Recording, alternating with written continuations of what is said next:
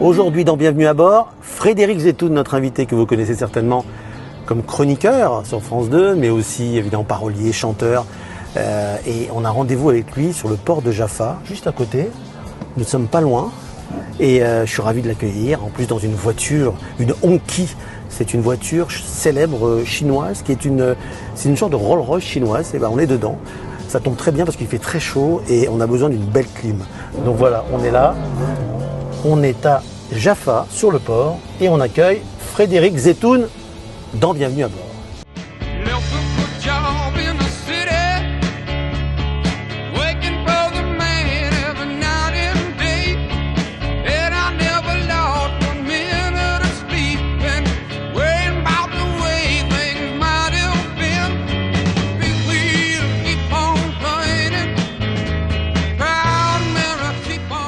Voilà ce magnifique port de Jaffa ou Yafo, ici en Israël, à Tel Aviv. Et on va rencontrer qui? Frédéric Zetoun qui regarde les bateaux. Il est là en train de regarder les bateaux. Ils sont beaux les bateaux. Comment ça va, Snap? Ça va bien? Et toi? Écoute, c'est génial de te voir ici. Avec ce soleil, on peut difficilement faire mieux quand même. Je suis ravi de t'avoir là, regarde-moi ça. Et moi je suis super content. Tu sais que j'ai souvent entendu parler de ton émission. Dans la voiture? Dans la voiture. Mais j'ai une idée folle. Viens, on prend un bateau. Pourquoi on fait une voiture? Cédric, annule tout, on fait un bateau. Ça serait une bonne idée. Je te propose de commencer par la voiture et de finir par le bateau. Et le chameau après peut-être. Allez, on y va? On y va, c'est parti. La voiture est garée loin? La gare est juste là. T'as pris une voiture J'ai pris une voiture. D'habitude, on est dans les voitures de collection, tu sais, un peu années 80, 70. J'avais même une Mustang de 1966. Ah, quand même. Mais avec cette chaleur, je me suis dit non, on va quand même se faire un kiff. On va quand même être dans le frais. Donc j'ai voulu prendre une voiture, tu verras, très confort. Ouais. Et surtout avec la clim. Et alors là, on a une clim monstrueuse. C'est top. Regarde derrière comme elle est belle. Regarde cette voiture là. Je suis pas sûr que tu connaisses cette voiture. Non. Moi, c'était la première fois que j'avais vu, Elle est impressionnante, hein. Écoute, c'est une voiture chinoise. On dit que c'est la Rolls-Royce chinoise. Hongqi, ça s'appelle. Elle est magnifique. Hongqi, et elle a un avant, on dirait une Rolls. Regarde, je vais te montrer ça. Et puis là, je pense que le fauteuil peut monter là, dedans il rentre sans aucun fauteuil. problème. Ah là, on le plie. Ça rentre là. Largement. Allez, on y va. Je crois qu'on peut même en rentrer deux. On peut rentrer deux. On est parti. Regarde, il y a de la place. Génial. Allez, c'est parti. Allez. Bon, on est bien là? On est. Je t'avais dit je vais faire un peu, on garde la clim quand même. Mais elle est géniale ta nouvelle voiture. Elle est top, hein? Super. Alors tu sais que ça a été prêté par Icar Israël, David Charabi. Ah ça, on peut le remercier. Et ils ont un concessionnaire de cette Hongqi qui s'appelle Samelet à Tel Aviv. Samelet Tel Aviv, si vous voulez acheter cette voiture, bon, c'est pas donné, mais c'est une belle voiture, je peux te dire qu'elle est géniale. Je peux la trouver à Paris, tu peux la trouver à Paris. Hongqi. C'est la Rolls-Royce chinoise. Ah mais totalement. Alors on fait un petit tour en Rolls? Allez, on y va, c'est parti. Allez, c'est parti. On peut y aller, on y va. Là, c'est le grand confort. Et donc toi, ton concept d'émission t'amène à conduire des voitures magnifiques comme ça toute la semaine. Écoute, c'est un job sympa quand même. Sympa. Bah, chroniqueur aussi, c'est sympa. Ouais, mais on n'a pas des voitures comme ça. Je suis ravi de te voir en Israël, c'est top. Ça fait combien de temps que tu n'étais pas venu en Israël? J'étais venu, la dernière fois que je suis venu en Israël, c'est juste avant le confinement. Juste avant le confinement, c'était 4-5 ans 2019, l'été 2019, tout à fait. Et puis voilà, on est là et on est là pour la bonne cause, on est là pour le plaisir et on est là pour la bonne cause. C'est-à-dire chanter, mais aussi pour une association. Voilà, c'était vraiment, je me voyais mal venir dans les circonstances actuelles que tout le monde connaît, dans le climat qui baigne compliqué. Aujourd'hui, je me voyais mal vraiment venir ici et me mettre sur une chaise longue avec ma famille.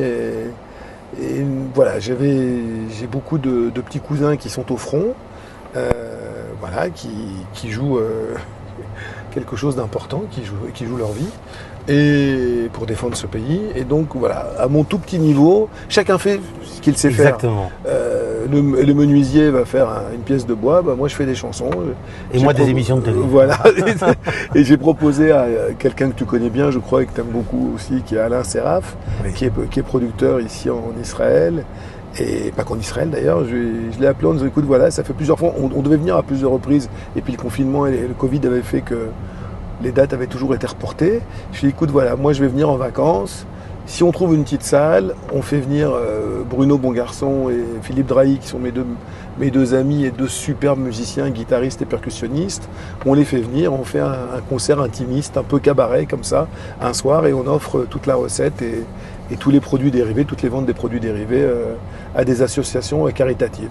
Et Alain m'a dit oui tout de suite. C'est-à-dire, je ne connais pas beaucoup de gens qui te répondent au téléphone, il ne m'a pas dit je vais prendre le temps. C'est tout Alain, ça. C'est toi, on le fait, il n'y a aucun problème. Et c'est dans 4 jours, là, 3-4 jours. Et c'est dans 3-4 jours, j'ai un track pour cette date que tu n'imagines même pas. Ah ouais? Parce que évidemment tu chantes, puisqu'on te connaît évidemment chroniqueur, on te connaît parolier, célèbre parolier, on va parler de tout ça tout à l'heure, avec qui tu as travaillé, mais tu chantes aussi. Et c'est un peu ta nouvelle carrière finalement. Depuis quelques années, c'est vrai que pendant longtemps, j'ai cru que ma place était dans l'ombre, et je l'ai fait avec énormément de plaisir, et je continue d'ailleurs à écrire pour les autres. L'un n'empêche pas l'autre, mais c'est vrai qu'il y a quelques années, poussé par mon éditeur, et Gérard Davoust, et poussé par l'équipe qui me produit, Thierry Communal, Gérard Capaldi, ces trois-là m'ont dit, écoute, on te suit, vas-y, et faisons un album. Et voilà, et ça a commencé comme ça. Et puis l'appétit vient en mangeant. On a fait des petites salles à Paris qui ont bien marché. Et voilà, et ça commence à prendre tournure, et je suis vraiment ravi de faire ça, tout en continuant à écrire pour les autres. Écrire pour les autres et écrire aussi des romans, enfin d'écrire des livres. Parce que je crois que tu as écrit 7 livres. C'est ça, beaucoup de livres spécialisés sur la chanson française. Ouais. Et puis une autobiographie qui s'appelle Fauteuil d'artiste, qui est sorti il y a quelques mois. Et puis voilà, donc c'est l'écriture, c'est ma vie, c'est ma passion. La musique, c'est ta vie et l'écriture. C'est vraiment écrire des paroles de chansons, écrire des bouquins. C'est mon oxygène. Tu écris de la musique aussi? Alors vraiment, c'est plus d'instinct là pour le coup. C'est plus d'instinct. Tu joues d'un instrument. Je pianote, je joue mal, mais je joue un petit peu de guitare, et ça m'aide à trouver des mélodies. Et je m'amuse comme ça, et c'est plus qu'une passion, c'est plus qu'un métier, ça se réfléchit pas, je le fais parce que je dois le faire, et parce que c'est mon équilibre, et voilà quoi, voilà. Et le public répond donc de plus en plus, donc je suis vraiment ravi. Tu fais ce que tu as toujours voulu faire dans la vie en fait? Tu es comblé? J'ai toujours fait ce que je voulais faire en écrivant, mais en plus maintenant en montant sur scène et en rencontrant le public en direct, parce que quand tu fais de la télé, tu rencontres pas, tu sais très bien ce que c'est. On te dit après, tu as eu, selon l'audimat, des gens qui t'ont regardé ou pas, mais tu n'as pas ce contact direct, tu as un contact avec une lumière rouge. Alors que quand tu es sur scène... dans la rue quand même. Bien sûr, mais quand tu... Ça fait plaisir. Mais bien sûr que ça fait plaisir, bien sûr, il faudrait vraiment être vraiment très très de mauvaise foi pour bouder son plaisir. Mais moi, quand on est sur scène et que les chansons reçoivent un écho tout de suite, c'est pas nous qui sommes importants, c'est nos chansons. Et quand tu sens qu'une chanson a touché le cœur des gens, moi, il n'y a pas professionnellement, il y a pas de plus grand bonheur que ça, d'entendre. Quand ils chantent tes paroles, que ce soit ta chanson ou les chansons des autres, quand ils chantent tes paroles, c'est absolument génial. Et sur scène, le résultat, tu l'as tout de suite. Une chanson qui n'accroche pas, tu le vois tout de suite. Un bide, je te jure que tu le sens tout de suite. Et de même, un succès, tu l'entends tout de suite. Ce contact-là avec les gens, ces gens qui viennent te voir à la fin du spectacle, c'est irremplaçable. Vraiment. Et ça, tu vas le vivre dans quelques jours. Là. Voilà, et ici, le vivre et en Israël. C'est la première fois que tu joues en Israël? Non, j'étais venu à l'initiative de quelqu'un que j'aimais beaucoup, un ami, un grand ami, Gilles Taïeb, qui m'avait fait venir ici pour jouer mon précédent spectacle. Qui nous a quittés cette année. Qui nous a quittés il y a 3 mois. J'arrive pas d'ailleurs à me faire à sa disparition. C'est vraiment quelqu'un que j'aimais beaucoup.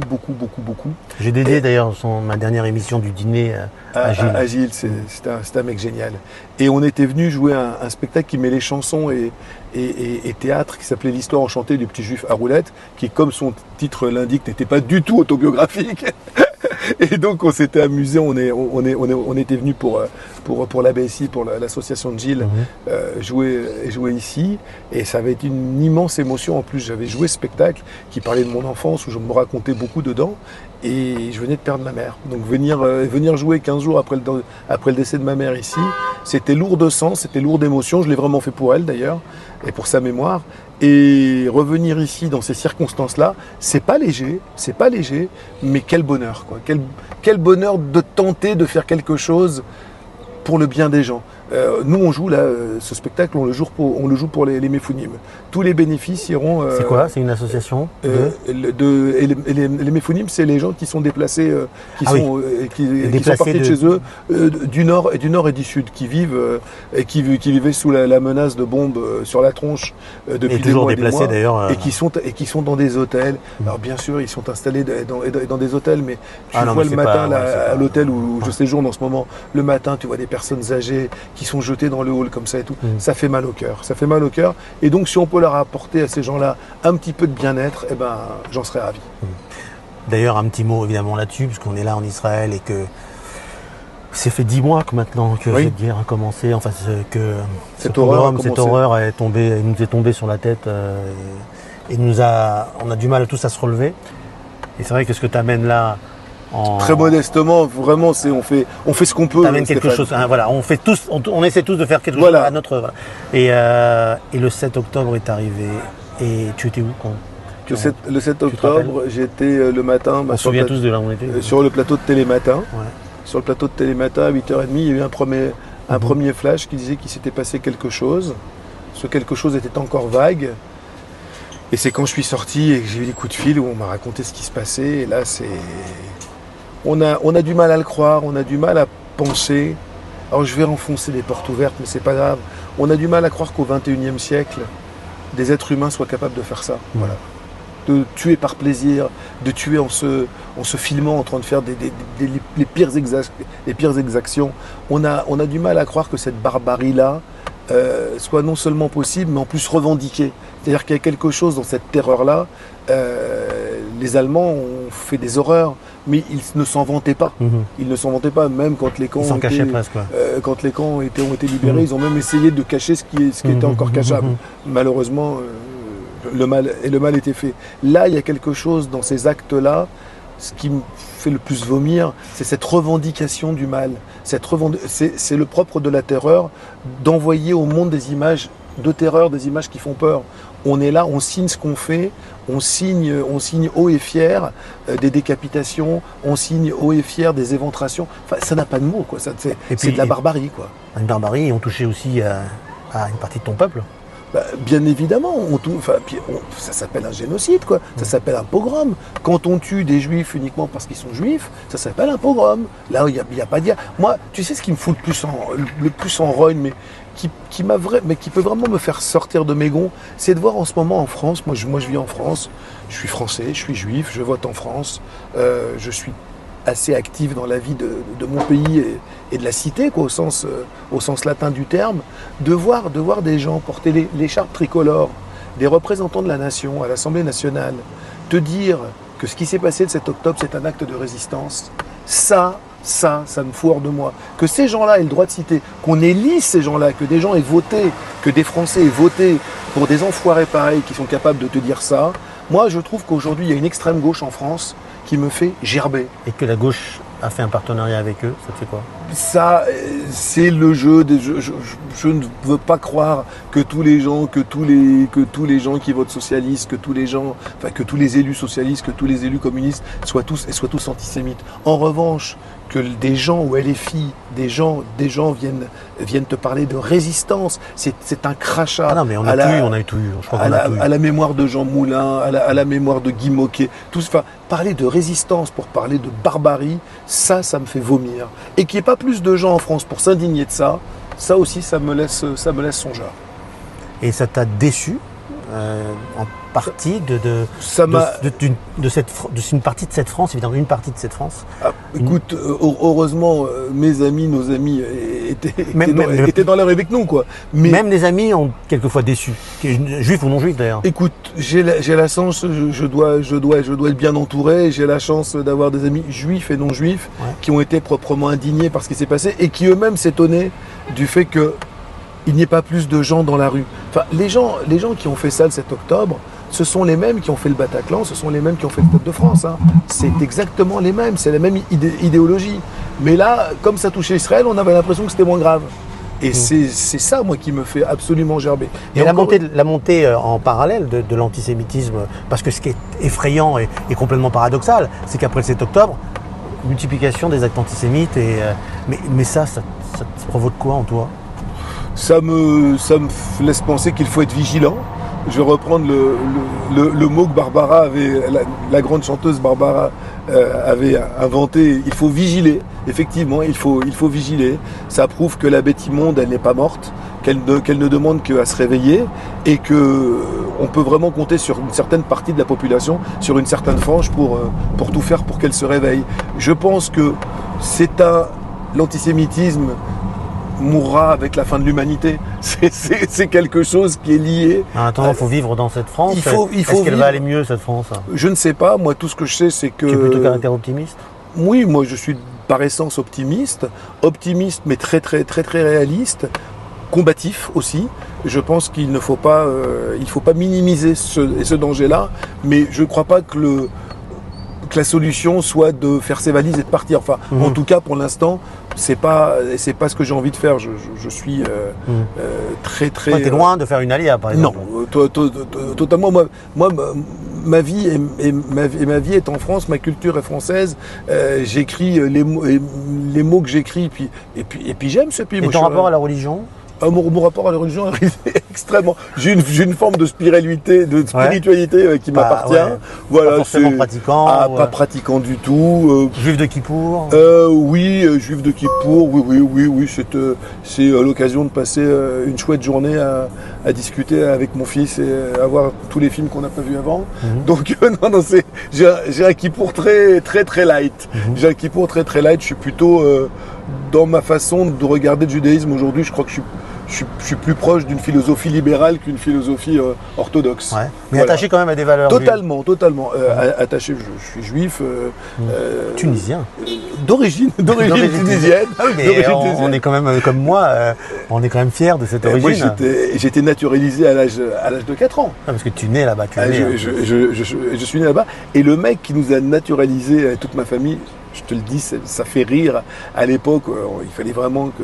Mon père bossait à l'usine, il fallait vraiment qu'on évite la nationalité française. C'est un certain Maurice Papon, préfet de police de Paris, qui a signé notre acte de naturalisation. Elle n'est pas belle, la vie? La patronne de mon père bossait en usine, et la patronne de mon père, bordelaise, résistante, avait pris ce monsieur un petit peu en amitié. Elle voyait qu'il bossait comme un fou et qu'il voulait nous en sortir, quoi. Il n'avait pas le choix, il fallait qu'il nous donne à manger. Et elle lui a dit, écoutez, je vais m'occuper de votre naturalisation. J'ai un ami, vous savez, j'étais résistante, un ami, Momo, il va nous arranger ça. Et nous, on attendait Momo comme le Messie. Et on a reçu quelle rigolade. Et quand tu sais aujourd'hui ce qui s'est passé, l'acte de naturalisation de toute la famille est signé Maurice Papon, préfet de police de Paris à l'époque. Bon. Elle est pas belle, la vie? Une ironie.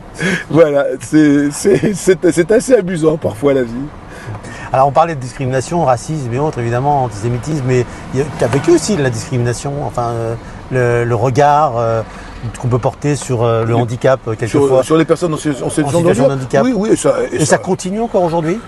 Tu sais, je pensais quand j'étais petit, vraiment quand j'étais gamin, que ce genre de choses allait en s'arrangeant, ne pouvait aller qu'en s'arrangeant. Aujourd'hui, j'ai 63 ans. Je m'aperçois que ça c'est pas. On en parle plus. Il y a une communication plus importante sur les problèmes d'accessibilité, mais au quotidien, en France en tout cas, on est loin d'avoir résolu le problème, quoi. On est vraiment loin d'avoir résolu. Paris est une des villes les plus inaccessibles au monde que je connaisse. Tu vois ici Tel Aviv, on est dans les rues de Tel Aviv, certainement, et c'est dramatique parce qu'il y a beaucoup de blessés de guerre.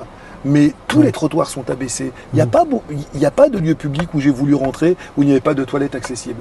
Vous avez pris cette chose-là en compte. C'est pas vraiment le cas en France. C'est pas vraiment le cas en France. Aujourd'hui, en France, il y a une magnifique loi qui a été votée en 2005. Chirac, le président Chirac avait sa fille en fauteuil roulant, donc touché en sa chair, il a fait voter donc cette loi magnifique qui s'appelle la loi de l'accessibilité universelle de 2005. Cette loi, aujourd'hui, près de 20 ans plus tard, n'est toujours pas appliquée. Pas appliquée du tout? Pas appliquée du tout. C'est-à-dire qu'en France, cette loi n'a pas de pouvoir coercitif. Même dans les milieux professionnels? Alors, on essaye, il y a des choses qui bougent, je ne veux pas non plus je veux pas non plus jouer les cassants, mais honnêtement, très très honnêtement, aujourd'hui en France, un restaurateur qui ne se met pas aux normes, il suffit qu'il paye une amende. Une entreprise qui n'a pas les 6% d'employés, de salariés en situation de handicap, elle paye une amende. C'est facile, quoi. Il suffit de payer l'amende et tu t'exonères de quelque chose d'important. Puisque en intégrant les personnes, c'est toujours pareil. La méconnaissance, elle vient du fait qu'on ne croise pas de personnes handicapées. Toute base de racisme, c'est quoi? C'est la méconnaissance. Donc si tu ne croises pas de gens en situation de handicap, tu ne peux qu'avoir peur de la situation de handicap. Et pour les croiser, encore faut-il que la ville, que la cité, au sens latin du terme, ne soit accessible. Donc quand tu vois que beaucoup d'établissements publics ne sont pas accessibles, que beaucoup de restaurants n'ont pas de toilettes accessibles, ils ont fait des travaux, mais moi, ça m'est arrivé il y a pas très longtemps. J'ai quitté un resto en colère où le mec me dit oui, on a fait des travaux, mais on ne s'est pas mis aux normes au niveau des toilettes parce que des gens comme vous, on n'en voit pas beaucoup. Oh. Par contre, ma carte bleue, il la verra plus non plus, quoi. Tu vois ce que je veux dire? Tu es OK pour que des films se fassent comme par exemple le Petit Truc en plus, le dernier film? Mais c'est formidable. Est-ce que c'est quelque chose qui peut aider justement? Mais bien évidemment. Mais non seulement, et ça peut aider. Et ce film-là, j'entendais Artus en parler, il a mis 3 ans à monter le truc. 3 ans où tous les producteurs lui disaient mais ça marchera jamais ton truc. Un film sur le handicap mental, mais ça marchera jamais. La preuve, ça sort et ça fait plus de 10 millions d'entrées. Ils sont à plus de 10 millions d'entrées et c'est pas fini. Donc ça prouve bien que le public est là. C'est les médias, c'est les décideurs qui ne veulent pas se mouiller. Je rappelle Intouchable quand même. Intouchable, j'imagine qu'ils ont eu du mal aussi à le monter ce film. Alors, on a dit à Artus, oui mais Intouchable, c'était des acteurs qui jouaient. Là, c'est vraiment des gens en situation de handicap. Tu as aimé le film? Alors, Intouchable, j'ai adoré, c'est un film magnifique. Le petit truc en plus d'Artus, je n'ai pas encore eu le bonheur de le voir, mais c'est... Je l'ai vu au cinéma ici parce qu'il est projeté chez les Israéliens. J'ai vu des affiches. Tu l'as vu? Je l'ai vu ici, oui. Je crois que c'est un film magnifique. Et c'est dingue de voir que le public répond à ça. Le public répond. Le public n'a pas cette crainte. Les producteurs et les médias l'avaient. Enfin, quand tu vois qu'ils ont eu du mal à trouver des smokings, à se faire prêter des smokings pour monter les marches à Cannes, c'est absolument scandaleux, quoi. C'est juste... Enfin voilà, ça laisse songeur quand même.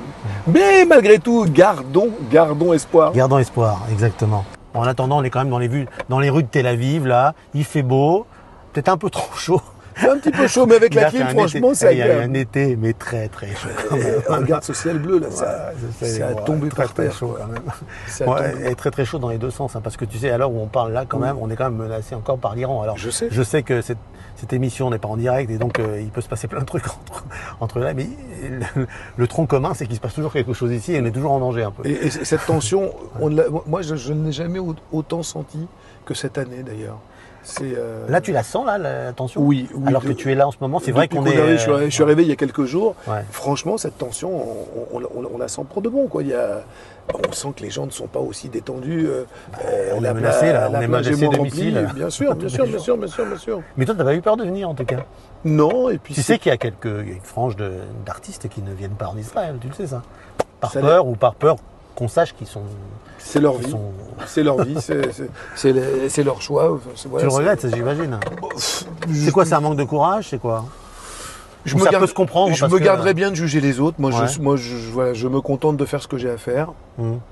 Le reste, très très honnêtement, je m'autorise pas à porter un jugement. Chacun fait comme il peut, avec ses craintes, avec ce qu'il est. Moi, ça me semblait difficile de ne pas venir cette année. Ça me semblait encore plus difficile de ne rien faire. Donc voilà, maintenant chacun fait comme il peut et comme il veut. Ça ne me regarde, ça ne me regarde pas. J'ai pas d'avis là-dessus. J'ai pas de jugement. Je me contente de faire ce que j'ai à faire. Non, mais je dis qu'il y a forcément un peu d'ignorance, un peu de frilosité, de peur. Peut-être de peur, mais aussi de calcul. Pour certains, évidemment, on sait qu'Israël en ce moment, c'est pas toujours. Ça n'a pas la carte en ce moment.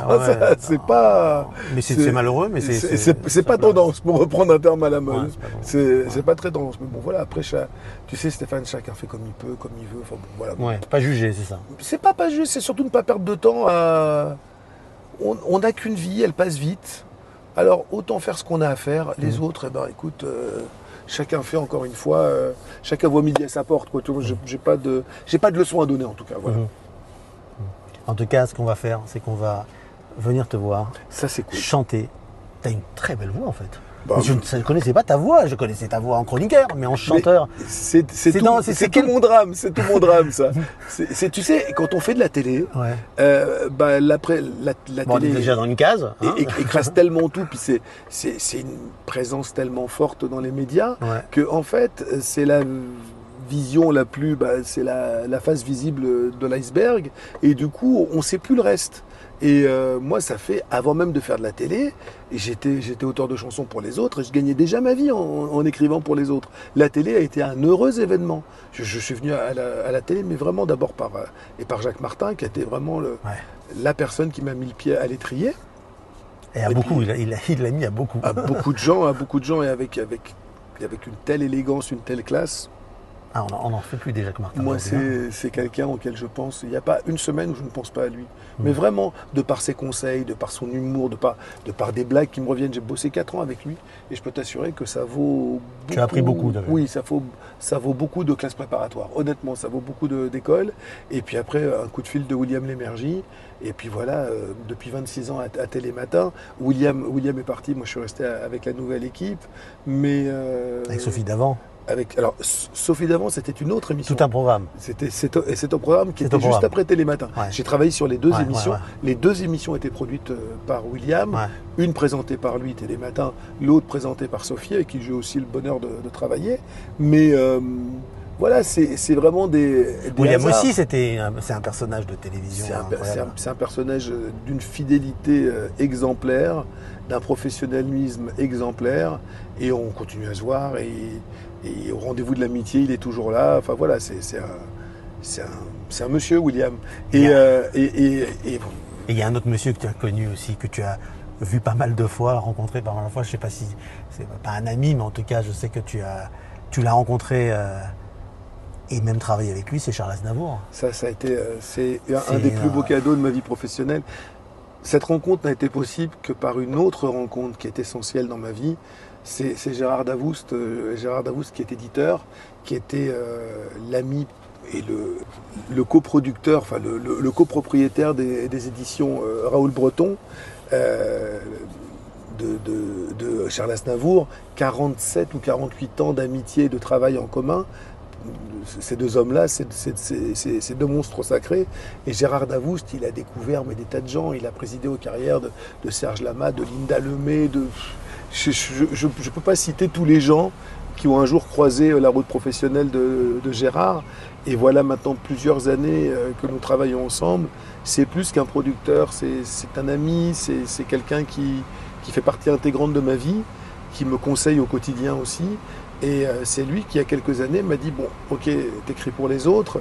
Il y avait des chansons qui étaient assez personnelles, que je ne me voyais pas donner à quelqu'un d'autre. Et il m'a dit « Allez, on prend le pari ». Et donc, avec les éditions Breton, donc ces éditions qui lui appartiennent et qui appartenaient à 50% aussi à Charles Aznavour, ils ont décidé de me produire. Et donc voilà comment je suis monté sur scène. Et via Gérard Davoust, Charles Aznavour, quand tu as la chance de faire une chanson avec Charles Aznavour, qu'il te fait le cadeau de prendre un de tes textes, de le mettre en musique. Et écrire 4 chansons, 4 c'est ça, il écrit 4 versions. Il avait fait 3 versions en me disant voilà, je voulais pas vous décevoir. Et il y avait 3 versions, les unes plus belles que les autres, du même texte. Enfin, c'est absolument le métier, l'élégance de ce monsieur, c'est absolument unique. C'est-à-dire que tu vois quelqu'un qui est au sommet de son art, qui est connu et reconnu mondialement, et qui est d'une simplicité, d'une gentillesse absolument exemplaire. Et on a enregistré donc cette chanson qui s'appelle Bien au contraire. On l'a enregistrée ensemble quelques 3 semaines avant qu'il ne nous quitte. Il m'avait dit si je suis d'accord, je vais faire cette chanson avec vous. Il chantait les refrains et moi je chantais les couplets. C'est qu'on l'écoute. On l'écoute, regarde, elle passe là en ce moment. Ah, ça c'est un vrai bon souvenir ça. Ma chanson, j'ai autant de mal à la finir qu'à te lâcher la main quand tu as dû partir. Et plus jamais, seule l'absence ne meurt jamais. C'est un vrai bon souvenir.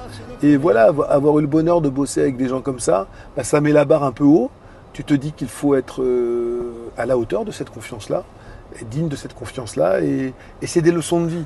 Des leçons de vie, des rencontres de vie. J'ai eu cette chance unique aussi de l'avoir interviewé pendant 1 heure. Charles Aznavour, je suis un grand fan. Et je l'ai interviewé une heure, une fois. Et je peux dire, ça a marqué. Ça m'a marqué. Et tu confirmes la grandeur du bonhomme. Mais tu sais que c'était très drôle parce que je me souviens très bien, puisque c'est un moment particulier, c'était le jour de Kippour, la veille de Kippour. Non. Et c'est-à-dire, on était à 1h30 de Kippour. Et j'avais décroché cette interview, je pouvais pas dire non, j'ai dit ok. Mais par contre, il fallait que je parte faire Kippour. Et il me retenait comme un vieux monsieur qui nous racontait ces petites histoires d'avant. Et on parlait des Juifs, parce que à l'époque, c'était pour Radio Shalom. Et on a parlé des Juifs, et on l'a pris souvent pour un Juif, et que ça l'amusait qu'on le prenait pour un Juif, etc. Et à la fin, je lui ai dit, excusez-moi Charles, mais il faut que je parte. Il dit, mais attendez, je vous ai pas raconté ça. C'était drôle. Le fait qu'on ait pu souvent l'employer dans des films, dans des rôles de juifs ashkénazes, ça le faisait, ça l'amusait totalement. Il avait un lien avec Israël. Je crois qu'une des choses, je ne veux pas parler au nom de Charles Aznavour qui n'est plus en plus, mais je crois qu'une des choses qu'il a le plus touché dans toutes les reconnaissances, dans toutes les médailles qu'il a pu recevoir, c'est lorsque ses parents, quand le chef d'État israélien lui a remis il y a quelques années la médaille des justes pour ses parents. Puisque ses parents ont caché non seulement toute la fiche rouge, les Manoukian et autres, c'était chez les Aznavourian, chez monsieur et madame Aznavourian, les parents de Charles, et rue Monsieur le Prince à Paris, mais il y avait aussi tous les juifs planqués. Enfin, ces gens-là ont sauvé des vies et des vies. Et lui a appris à jouer aux échecs avec Manoukian. C'est-à-dire que c'est Manoukian qui lui a appris à jouer aux échecs. Il y avait tous ces gens qui risquaient leur vie et qui trouvaient refuge dans la cave chez les Aznavourian. Ça te forge le caractère quand même. Quand tu as 4-5 ans, tu vois tes parents cachés au péril de leur vie, des gens qui risquent la leur aussi parce qu'ils sont recherchés, ça te donne aussi une certaine hauteur de vue, et je crois que ça doit former un homme aussi, une certaine noblesse. Il était très fier de ça. Et je l'ai vu ici en Israël, je l'ai vu en concert ici en Israël. Il est venu souvent en Israël. Très philosémite. Mais totalement. Et lorsqu'il a reçu cette médaille, mais il en parlait avec émotion. Cette médaille, c'était pas pour lui, c'était pour ses parents. Et ça, c'était quelque chose qui lui faisait extrêmement plaisir. Et il adorait venir en Israël. Il venait tous les 2 ans à peu près. Et alors essayons, évidemment que tu es le spécialiste de la chanson française, en tout cas au regard de tous, tu es un expert, un passionné, mais j'adorais aussi ces histoires quand tu racontais l'histoire des chansons, en fait, de la création des chansons. On est tous impressionnés par l'envers du décor de la création, ou de la création tout court. D'ailleurs, moi, ce que j'aime, c'est aussi le processus créatif. Comment on crée une chanson, qu'est-ce qui est arrivé, qu'est-ce qui a fait qu'il y a un moment où ça a fonctionné, quoi. C'est une magie. Voilà, c'est ça. Tu connais la phrase de Jouvet? Tu connais la phrase de Laquelle? Elle est absolument géniale. Jouvet disait « Le succès obéit à certaines règles très précises que personne ne connaît. » C'est ça. C'est exactement ça. C'est ça quand on dit que la mayonnaise prend, mais on ne sait pas quand. Mais on ne sait pas. Et ce que qu'est-ce qui fait le succès Ce que je sais aujourd'hui, après avoir écrit je ne sais combien de bouquins sur l'histoire des chansons, honnêtement, il n'y a pas de règle. Il n'y a aucune règle. Les mecs, souvent, c'était la chanson à laquelle on pensait pas. En l'écrivant en 2 heures, comme ça. C'était la phase Z. C'était la phase Z de l'album qu'on avait mis en fond d'album, ou la chanson qui arrive au dernier moment, que la maison de disques ne veut même. Enfin, tu t'imagines que Ne me quitte pas, qui est aujourd'hui au panthéon mondial de la chanson. Enfin, ça fait partie vraiment des œuvres majeures et majuscules de la chanson française. Au départ, on a fait une palamètre parce que Jacques Canetti trouvait que c'était long. Et puis, ne me quitte pas. Edith Piaf aurait dit à Brel, mais un homme ne devrait pas chanter des trucs pareils. Tellement l'image de l'homme était cet homme qui était prêt à s'avilir. Enfin voilà, à s'abaisser pour que ça. C'est dingue de voir que cette chanson qui est maintenant devenue, je dis, elle est rentrée au Panthéon, quoi. Et des exemples comme ça, t'en as plein. Tu as vu la version d'Edith Piaf aux Jeux Olympiques de Céline Dion? C'est magnifique. C'était magnifique. C'était vraiment l'hymne à l'amour. Oh, elle avait quelque chose de poignant dans son interprétation. C'est une immense interprète, mais là j'ouvre encore une porte ouverte, mais là elle nous l'a prouvé, quoi. Elle nous l'a prouvé. On le savait. C'est une des plus belles chansons, tu es d'accord avec moi? Ah, c'est une magnifique chanson. Et l'interprétation de Céline Dion, c'était quelque chose. Ouais. Franchement, elle y a mis tout. J'aime bien celle de Johnny aussi. Ah, c'est autre chose aussi. Elle est très belle, mais là, dans cette intensité, quand on sait ce qu'elle a vécu dernièrement, quand on sait qu'elle a perdu l'amour de sa vie, quand on sait qu'elle lutte contre une maladie, cette force qu'elle a mis dans son interprétation, cette façon de mordre les mots, mais sans trop en faire, c'était pas non plus théâtral, c'était fort et en retenue, enfin c'est une espèce de mélange absolument magique qui fait que je suis resté un peu avec la bouche ouverte devant la télé, je pense, comme des millions de gens. Pareil. On était surpris d'abord, on l'avait pas vu depuis longtemps. Scotché. Chanter. Et puis là, c'était vraiment... c'est vrai que la musique, ça fait partie de notre vie. Et quand on vit des moments comme ça, comme ce petit moment avec Céline Dion, on comprend que la musique a une force quand même. Moi, les chansons, elles m'aident à vivre. Hein. Honnêtement, c'est pas... C'est vrai que quand tu vas mal, tu écoutes quelque chose. Quand j'allais mal gamin, quand j'étais pas bien dans l'enfance, on va pas faire Zola, mais voilà, j'ai pas toujours eu une enfance facile. Les chansons m'ont vraiment aidé à vivre, mais vraiment. C'est pas un mot, c'est pas un effet de manche comme ça. Les chansons. Moi, vraiment, j'écoutais des chansons et ça m'apaisait. Je me disais que j'irais mieux un jour, que j'irais mieux peut-être. Alors je disais pas chanter, en écrivant des chansons. C'est-à-dire que il y avait quelque chose dans les mots des chanteurs qui m'apaisait. Voilà, il y avait des assemblages de mots et de syllabes qui amenaient une espèce de calme. Mais la magie, c'est que ça parle à tout le monde. Quand on écoute les paroles d'une chanson et que ça nous touche à nous et que ça touche à notre voisin, on se dit mais c'est ça la force du truc. C'est ça la magie. C'est ça la magie. Moi, je suis un fan de Bruce Springsteen, par exemple. Oui. Bruce Springsteen, je suis un grand fan. Ses paroles et sa musique, etc. Mais je me dis, mais il parle tellement de fans. Quelle force. Et de fans, mais on est tous baignés dans cet univers de Bruce Springsteen et on se reconnaît alors que je suis pas un worker américain des années 70. Et ben, je suis touché par ce qu'il dit dans ses paroles.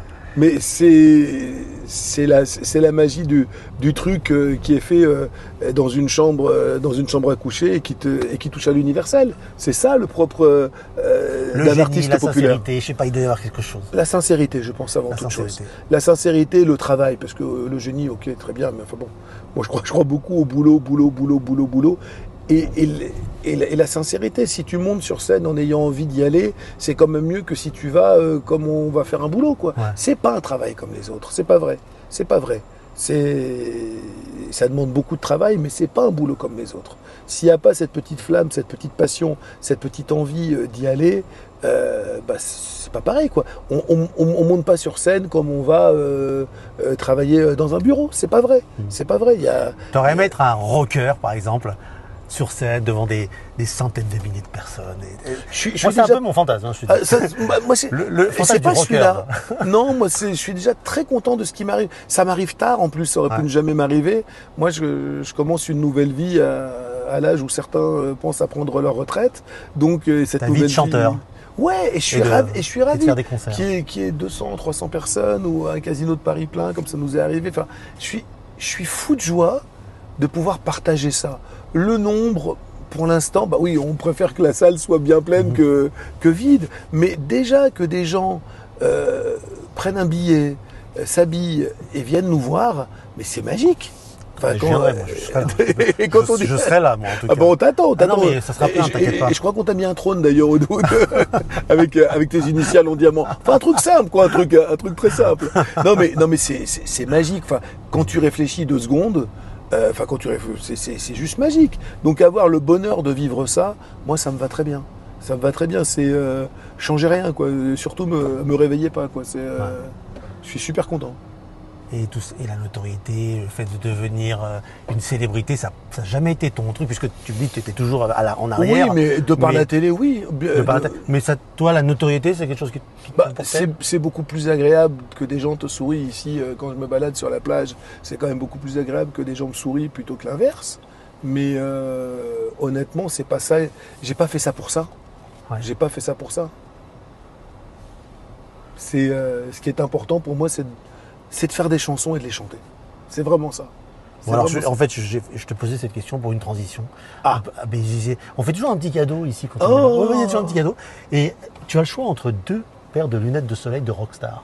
Écoute, alors la d'une marque exceptionnelle, puisque c'est Vinyl Factory qui est notre sponsor. Vinyl Factory, qui est à Paris, qui fait des lunettes de très haute qualité. Les tiennes sont Les miennes, c'est Ah, ça. bah, elles sont top. Et là, j'ai le choix entre deux et je te laisse le choisir. Il t'offre une paire de lunettes.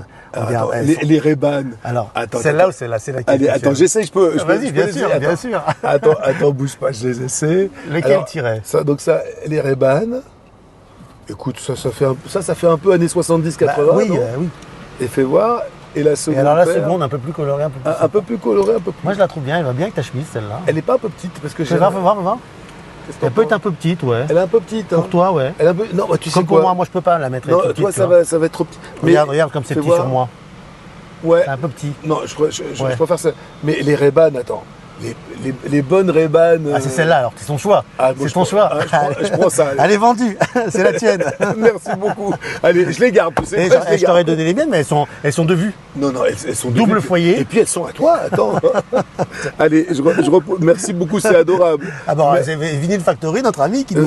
Bah, qui nous fait merci ça. à Vinyl Factory. Alors vraiment, merci beaucoup. Non, là, les bonnes Ray-Ban à l'ancienne, franchement, c'est top. On en a besoin en plus sur les plages de Tel Aviv.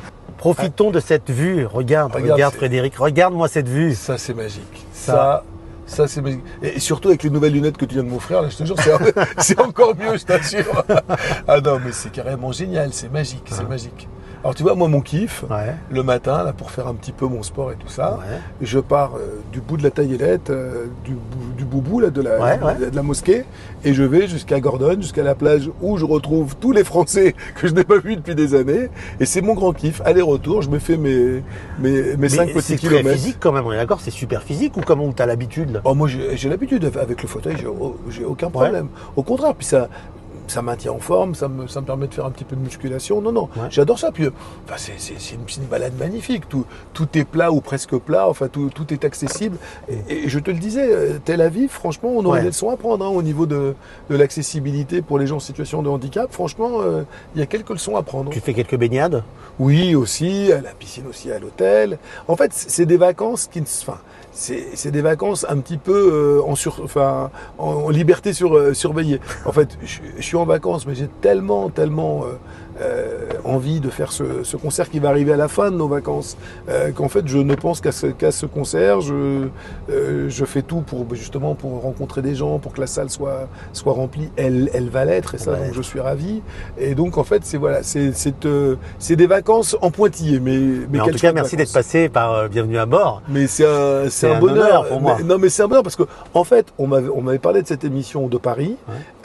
Quand je suis arrivé ici et que Alain Seraf, donc notre ami commun et producteur de cette soirée, m'a dit tiens, on va certainement. J'ai fait deux trois jaloux sur la plage et 2-3 copains dont je tairai le nom, Ouais. qui sont aussi un peu connus. Mais tu vas faire la voiture et moi alors, donc voilà. Donc et tu sais ce qu'il te reste à faire maintenant, c'est aller les chercher. Et franchement, c'est un bonheur cette balade à bâton rompu, cette conversation à On bâton est d'accord, toi rompu. qui es aussi journaliste, on va dire, tu connais, tu as déjà interviewé des gens. Oui. Interviewer des gens dans une voiture, c'est quand même différent. C'est quand même totalement Hein, génial. qu'un plateau. Bah, tu crées une intimité de par la promiscuité du Ouais. lieu. Tu crées une intimité. Je remarque un truc, moi, qui me bluffe, tu n'as aucune anti-sèche, tu n'as Non. aucune note. Je C'est-à-dire travaille la veille. que tout est dans la tête. En et fait, ça, je c'est regarde fort. la veille, comment je fabrique, j'écoute, je lis beaucoup la veille au soir ou à l'avant-veille. Tu enregistres. J'enregistre. Quand c'est un musicien, j'écoute sa musique sur le chemin pour arriver, Ouais. pour m'imprégner de la Mais musique. tu n'écris rien. Je n'écris rien.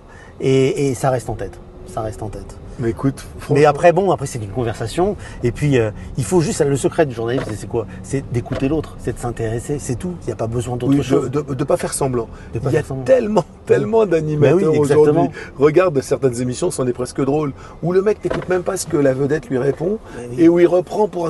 Et pour poser 3 fois la même question sans c'est- faire exprès. En fait, c'est drôle, ouais, c'est drôle. ouais. Donc en fait, c'est ça. Et elle n'est pas facile à faire parce que techniquement, voilà. Mais pour moi, c'est un plaisir. J'imagine. Parce que j'imagine. je- Et pour moi aussi, Et quand on rencontre des gens qu'on n'a pas la... sans flagornerie aucune, hein, Ouais. tu crées un truc. En plus, bon, ça c'est dû à toi, à ta personnalité. Tu crées un truc, on a l'impression de t'avoir toujours connu. Donc ça met en confiance et ça fait que la parole se libère quand on est en face de quelqu'un chaleureux, de chaleureux et dont on sent qu'il s'est vraiment intéressé à ce que tu fais. Le nombre de gens aussi, ça tu as dû en voir. qui viennent pour t'interviewer et qui ne connaissent rien de toi, ça aussi, c'est très, qui n'ont même pas ouvert le dossier de presse du nouvel album ou du bouquin, ça c'est aussi assez drôle. Là, c'est pas le cas du tout, quoi. On est entre potes, dans la promiscuité, dans l'intimité d'une voiture. En plus, une super voiture, franchement. C'est la première fois que j'ai cette voiture. Celle-là, et je vais noter la marque. Hein. Ouais. Bon, je suis pas sûr que dans Paris, ça se gare le plus facilement. Onki, mais là, et pour garer ça dans Paris, bonsoir. Ah non, là, tu t'imagines prendre la place de place de l'Étoile avec ça. Mais t'as vu quand c'est confortable. Attends, j'ai un truc pour toi, j'ai une surprise. Vas-y. Attention, t'es prête? Je crains le pire. Vas-y. Regarde bien. Vas-y. Oula. Massage. Ah, c'est génial. Et je savais pas qu'il y avait des masseuses derrière. Il y a une masseuse dans le truc. Alors oui, vous pouvez pas le voir, mais ici, là, derrière, il y a le siège est massant en fait. Ça fait un bien fou. Et attends, je peux te faire wave si tu veux. Wave. Ça change un peu. Avec le vent un peu aussi. Et regarde, je te mets même du vent dans la... regarde. Ah ouais. Là, tu vas sentir un peu de vent là, un petit vent frais. Ah mais moi je descends plus. Hein. T'as vu ça? Mais c'est génial. Elle est quand même tout confort. Elle est incroyable cette voiture. Un petit whisky, regarde, un petit whisky, t'appuies sur là, t'as un whisky. Non, ça, dommage, non. Tu t'étais bienvenu, mais non, mais écoute. Bon, t'es bon vivant aussi? Oui, j'adore. La bouffe. Alors la bouffe, je fais un peu attention parce que j'ai tendance à prendre du poids et il faut faire attention. Donc je fais un petit peu gaffe, mais j'aime bien vivre. J'aime bien les plaisirs de la vie. On n'en a qu'une de vie, hein, donc autant la passer le plus agréablement du monde, quoi. Vraiment, moi j'aime bien kiffer, j'aime bien les moments en famille, j'aime bien. Et tu chantes souvent? Oui. Quoi, la douche, tout le temps? Oui, tout le temps. Tu sais qu'on n'a pas chanté là? Mais alors? Mais qu'est-ce qu'on pourrait faire pour chanter? Parce que moi j'aime chanter. Mais je sais pas. Qu'est-ce que tu veux? Attends, toi t'es un fan d'Aznavour. Aznavour à fond. Alors, maintenant pas que, hein, toute la chanson française. Je suis comme toi, moi j'adore la chanson française. Emmenez-moi, allez, on se la fait. Ah, non, c'est trop dur. Non, parce qu'il y a l'accélération qui est très difficile. Non, attends, on va pas faire hier encore. Est-ce que tu connais les chansons d'Aznavour un peu méconnues, genre un peu moins connues? Celles des années 50 par exemple? Non, par gourmandise, ça te dit quelque chose? Ça je connais pas. Honnêtement, je connais. Je t'aime aussi par gourmandise. Tu es mon restaurant chinois, tu es mon canard aux cerises, mon petit pain au chocolat. Tu connais pas celle-là? Celle-là, je la connais. Frédéric Zetoun, j'ai piégé Frédéric Zetoun, c'est pas possible. Alors là, celle-là, je te jure que je la connais pas. Alors celle-là, je l'écouteras. Ah bah je vais l'écouter par gourmandise. Ah, j'adore cette chanson. Pourtant, je crois connaître pas mal de chansons de charme. Parfois, mon appétit s'aiguise, je te dévore et te savoure. Viens contre moi que je te dise, je t'aime aussi par gourmandise, mon amour. Mesdames et messieurs, les débuts de Stéphane Calvo, chanteur. Ça y est, il a fait, ça y est. J'en rêve, je voulais être rocker. Il a fait le grand saut. Allez, je te produis, et je t'écris les chansons. Qu'est-ce que tu peux nous chanter de toi?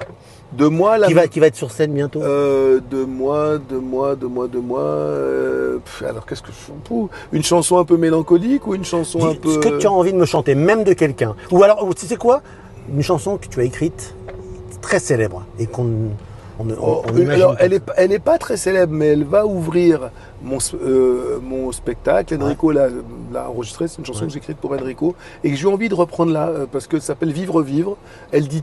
Je trouve qu'ici, elle se pose là, elle tombe à point nommé. Tu ouvres ton spectacle avec ça? Avec ça, c'est vivre, vivre, c'est urgent. C'est ici et maintenant. C'est leur dire tant qu'il est temps aux gens qu'on les aime tant.